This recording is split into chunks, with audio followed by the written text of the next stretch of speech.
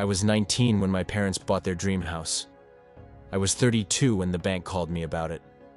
"Mr. Carter, you're 6 months behind on your mortgage." I laughed. I didn't own a house. Then she read the address. It was my parents' house, and according to the documents, it was mine too. "My name is Ethan Carter. I'm 32 years old. I'm a corporate attorney specializing in contract law. I build my career around fine print, liability clauses, risk exposure, signature validation. For 13 years, I believed I understood responsibility. I paid my student loans early. I built my credit carefully. I never co-signed anything without reading every page. At least, that's what I thought. When I was 19, my parents announced they were buying a new house. Bigger, better neighborhood. 2-story brick with a wraparound porch. They called it a fresh start.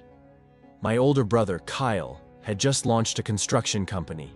It was struggling. Cash flow problems. Missed payments. My parents said the new house would stabilize the family. I was in college at the time. Busy. Trusting. I remember signing something at the kitchen table. They said it was a temporary guarantor form, just to help with paperwork, just until refinancing, just a formality. I didn't read it carefully. They were my parents. I trusted them. 13 years later, the bank didn't call Kyle. They didn't call my father. They called me. And that's when I learned something that changed everything. When the bank representative repeated the address, my stomach dropped. I asked her to send me the loan documents immediately. Within minutes, they were in my inbox. PDF, 47 pages. I opened the signature page first. There it was. My name, Ethan Michael Carter, primary borrower, not guarantor, not cosigner, primary. The loan amount was $480,000. Fixed rate, 30-year term. Origination date, 13 years ago. My age at signing, 19. My income at the time, 0. I kept scrolling. The application listed an annual income that wasn't mine. It was my father's, but under my name. The employer field showed a company I had never worked for. The digital timestamp confirmed in-person signing. Location: my parents' kitchen table. My chest felt tight. I called my father immediately. He didn't sound surprised. "Ethan, calm down," he said. "It's just paperwork. It says I'm the primary borrower." Silence. Then a sigh. "It was easier that way," he replied. "Easier." "For who?" I asked. "For the bank," he said quickly. That was the first lie. Banks don't prefer unemployed 19-year-olds. They prefer stable income. I knew that. He knew I knew that. Then he said something worse. "You were going to inherit the house anyway." I looked back at the document. There was no co-borrower clause listing him as primary. He wasn't the owner. Legally, I was. And now the payments had stopped. 6 months unpaid. Foreclosure review pending. That meant something else. My credit score had been absorbing the damage. For months. Without my knowledge. Mini Verada. This wasn't a technical mistake. This was intentional structuring.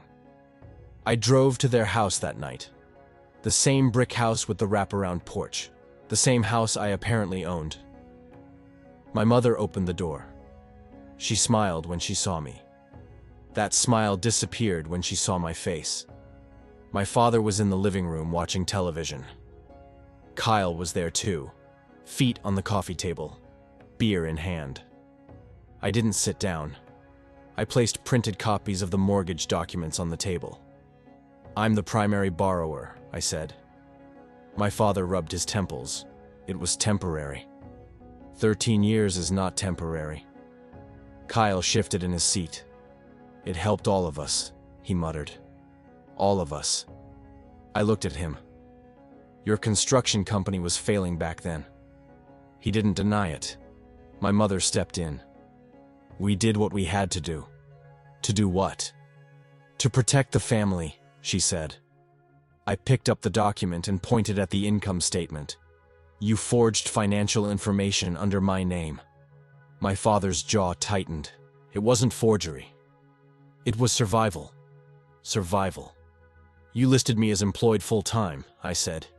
You inflated income. You signed on my behalf. My father stood up. You signed too. I stared at him. I signed a guarantor form. He didn't respond. That silence said everything. Kyle finally spoke clearly. The bank wouldn't approve it under Dad's credit. There it was. The truth slipped out. My father had bad credit. Kyle's business debt was already tied to him, so they used the only clean name in the house. Mine. You destroyed my credit to save yours, I said quietly. My mother started crying. We always paid on time, she insisted. Until you didn't. Kyle leaned forward. It's just a rough patch. A rough patch that legally belonged to me. Mini Verada. They didn't see this as betrayal. They saw it as entitlement.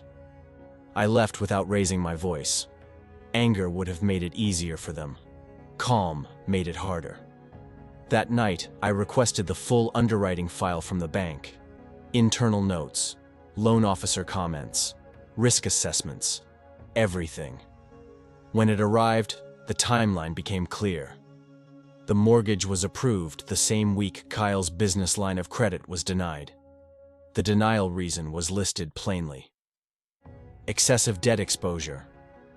3 days later, my mortgage application appeared.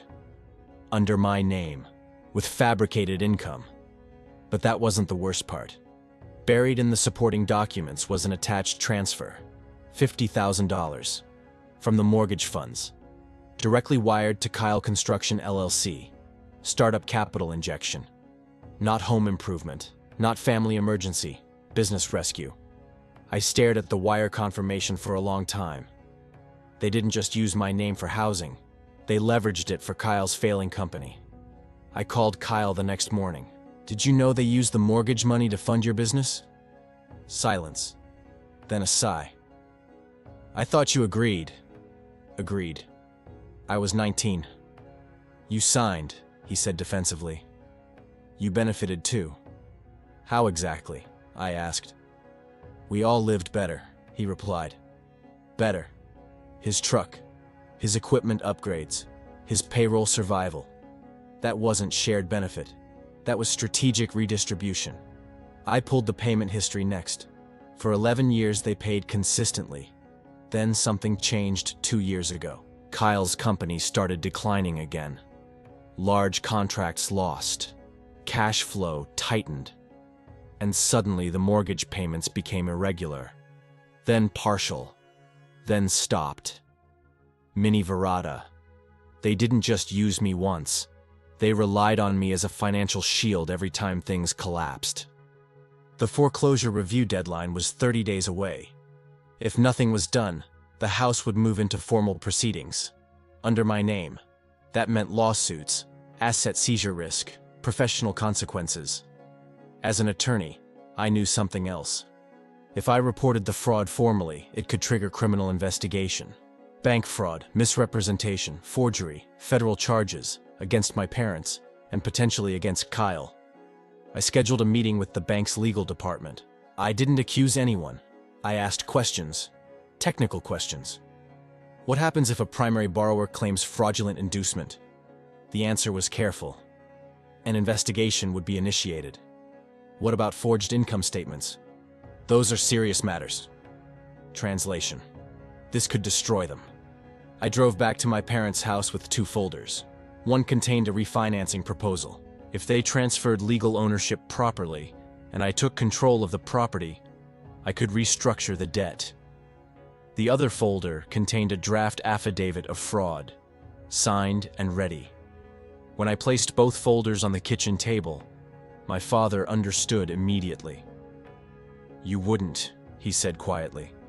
I would, I replied. My mother started shaking.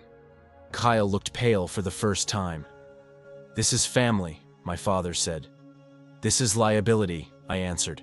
I gave you 13 years. You gave us nothing, Kyle snapped. That was honest. In his mind, I owed them. My father tried one last angle. If you report this, your mother and I could face charges. Yes. Silence filled the room. Then I said something that shifted everything. I'm not filing the affidavit. Relief flooded their faces. For now, I added. Mini Verada. They realized I wasn't seeking revenge. I was taking control. I gave them two options: transfer the property legally to my full control, or face the affidavit. No negotiation, no emotional appeals, just terms. Kyle was the first to react. You're stealing our house, he said. I'm claiming what's legally mine, I replied. My mother cried harder. We raised you here. You financed it through me, I said calmly. My father sat down slowly. He looked older than I had ever seen him. How long do we have? He asked. 2 weeks, I said. During those 2 weeks, the house changed. Conversation stopped when I entered the room. Kyle avoided eye contact. My mother stopped calling me by my nickname. I became formal, distant. The paperwork was drafted properly this time. Title transfer, occupancy agreement, rental terms. Yes, rental. If they wanted to stay, they would pay market rent, under contract. Kyle exploded when he read that clause. You want us to pay you? Yes. You're profiting off your own parents. No, I corrected him. I'm protecting myself. My father signed first. His hand trembled. My mother signed second. Kyle refused. He stormed out of the house. 3 days later, I learned why. Kyle had tried to secure another loan, using the property as collateral. Without telling me, the bank denied it, because legally he no longer had access. He called me that night. You ruined everything, he said. No, I replied. I ended it. Mini Verada. The house was never about stability. It was about leverage. The refinancing closed 30 days later. The mortgage was officially under my control. The missed payments were resolved. My credit began to recover. Kyle moved out the week after the transfer. He said he refused to live under my authority. My mother tried to keep things normal. Sunday dinners, small talk, pretending nothing had changed. But everything had changed. The power dynamic was gone. No more hidden signatures. No more temporary paperwork. 2 months later, I received a letter from the bank. It confirmed something I already suspected. If the mortgage had gone into foreclosure under my name, my bar license could have been reviewed. Financial instability clauses. Professional ethics scrutiny. They hadn't just risked my credit. They had risked my career. I never told them that. They wouldn't have understood. Kyle's company filed for bankruptcy 6 months later. Without access to the house as leverage, he couldn't extend his debt cycle. My father stopped arguing with me after that. Not because he agreed, because he understood. One evening, he said something quietly. We thought you'd always absorb it. Absorb it. Like damage. Like cost. Like fallout. I looked around the house that night. The same house that once symbolized family stability. Now it symbolized something else. Boundaries. I didn't destroy my family. I forced it into reality. Mini fictional. I learned something about contracts that year. The most dangerous agreements are the ones signed out of trust, and the most expensive signature is the one you never meant to give. I still own the house. They still live in it, under contract. We don't talk about the mortgage anymore. Kyle doesn't come around much. My mother avoids paperwork now. My father reads every document twice. Sometimes I wonder what would have happened if I never became a lawyer. If I hadn't known how to read the fine print, maybe I would have lost my credit. Maybe my career. Maybe more. They say family should protect you. Mine protected themselves. And the day I stopped absorbing the damage was the day they finally understood my name wasn't theirs to use.